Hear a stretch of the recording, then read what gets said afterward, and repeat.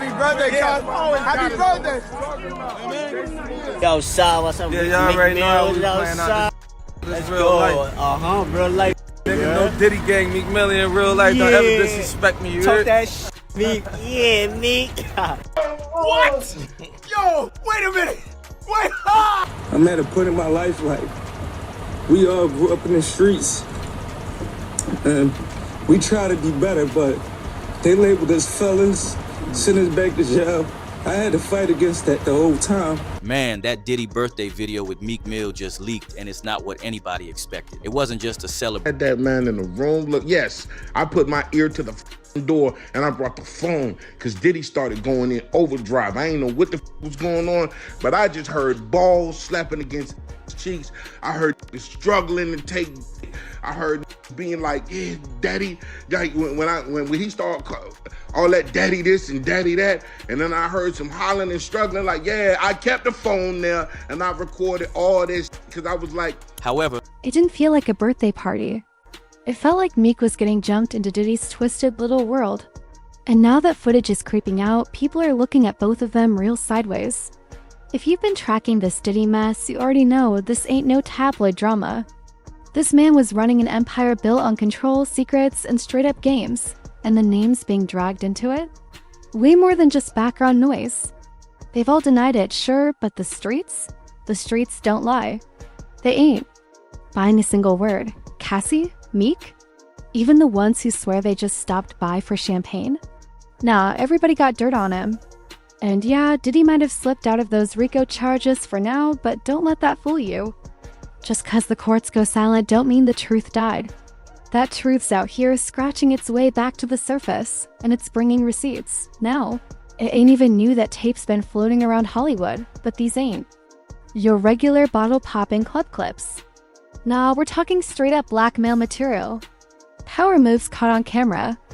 Stuff that got folks in the industry shook. And word on the street? These tapes are getting shopped around, quietly, behind closed doors. Some insiders already said it. Yes, they're being recorded. Yes, they're being leaked. This ain't rumor. This is real dot, and here's where it gets straight up crazy. Allegedly, Diddy himself was the one pressing record. Yup, behind the lens. Documenting the madness like it was his own twisted insurance policy, leverage, blackmail, dirt on anyone who might flip. And folks like Jaguar Wright and Gene Deal? They've been shouting this from rooftops for years. Jaguar even said, y'all thought I was playing? There's activity on the darknet. These tapes getting sold. Diddy needs money and he's cashing. Out dirty, and that house? It wasn't just fancy. That place was wired up with over 250 hidden recorders. For minus 250, that ain't security. That's surveillance. That's entrapment, and now? The tape that just leaked got Diddy and Meek right in the middle of the storm. What was supposed to be a birthday party turned out to be straight chaos. Let's rewind. Diddy threw Meek this over-the-top bash for his 27th, rented out the Parisian Palace in Vegas, dropped 25 racks on it, but here's the twist. It wasn't even on Meek's actual birthday. It was 3 days later, same weekend as the Mayweather vs. Maidana fight when the whole A-list was in town, and Diddy? He had Meek wearing matching fits with him. That ain't no regular party, that's a statement. That's power play behavior. And the setup? Wild lingerie models walking around like human chess pieces. Naked girl laid out like a sushi tray, only thing covering her was see-through vinyl. It was excess, not elegance. And by 3 a.m., the place looked like a war zone. Property manager Jason Haight came through and said it was disgusting. Broken bottles, used condoms, blood on sheets, and half an ounce of nose candy just out in the open dot, and then came the bombshell, that viral audio of Diddy and Meek. Yeah, that one. The one that sounded like a full-blown freak session that almost sent somebody to the hospital. When that audio hit social media, it lit the internet on fire. Folks were stunned. Couldn't believe what they were hearing.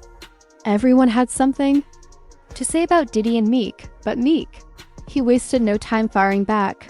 Called it AI, claimed it was all fake. Bots, deepfakes, smear campaigns, the whole 9 yards. He jumped on X and tweeted, "My voice is so powerful as a black man from the ghetto. They want it gone. I'm a real king out the trenches under no human. These bots can't stop us." Strong words, but people weren't convinced. It felt like damage control. Because let's be real, Diddy and Meek were tight, real close. So close folks started asking real questions. Who recorded it?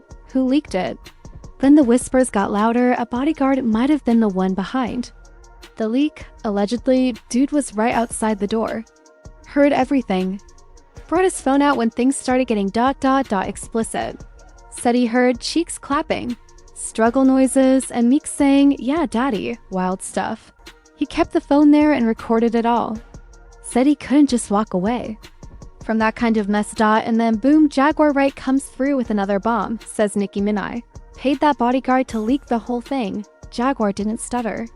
She claimed Nicki had been holding onto that audio like a loaded weapon, just waiting for the right moment to blow Meek up.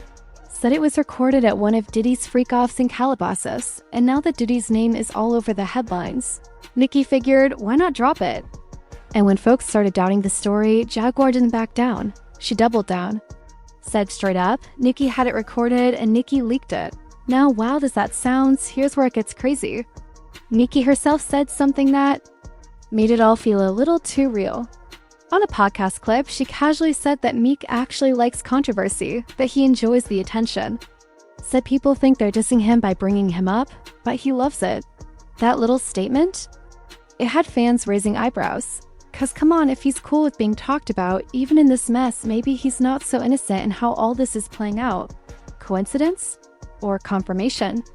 But the street rule's simple. Where there's smoke, there's fire. Just when things couldn't get any messier, DJ Academics entered the chat, and he brought receipts. Bro said in the lawsuit filed by Rodney Lil Rod Jones, there was mention of a Philadelphia rapper, one who used to date Nicki Minaj. Now tell me, how many Philly rappers fit that bill? Just one. Meek Mill.K claimed he read through the whole lawsuit. While Meek wasn't named directly, there was a footnote talking about a Philly rapper who dated Nicki. It felt like a game of Jeopardy! This rapper once dated Nicki Minaj and is now knee-deep in a Diddy drama. Ding ding, who is Meek Mill? And Meek? He snapped.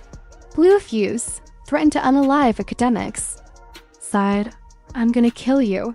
Then demanded someone send him Ock's address. Even tweeted, I'll die to shut you down. Real. Reckless talk online and people were shook.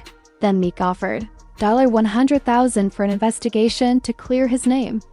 Sounded like he was serious until he ghosted. No follow-up, no proof, just more tweets. Now fans are like, if it's fake, why not show the receipts? Why say you'll drop $100,000 and disappear like nothing happened?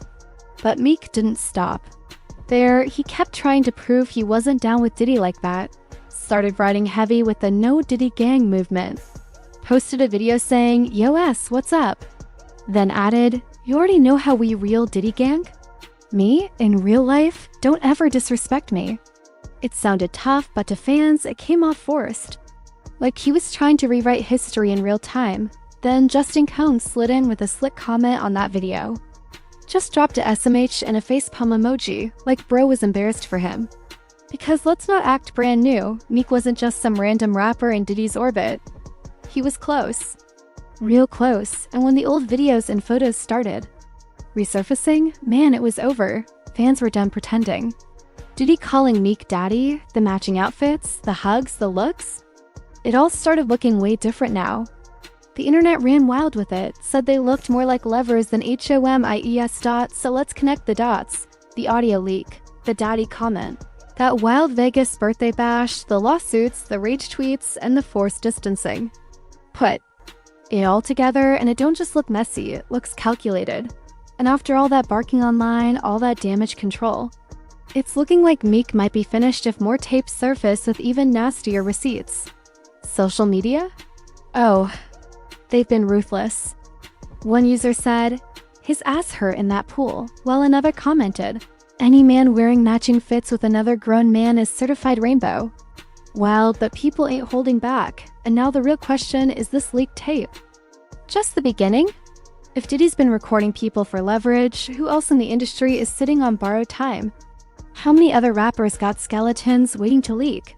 Drop your thoughts in the comments because this circle around Diddy It's looking more twisted by the day. And don't forget, like, subscribe, and hit up our next video on screen. It gets crazier from here.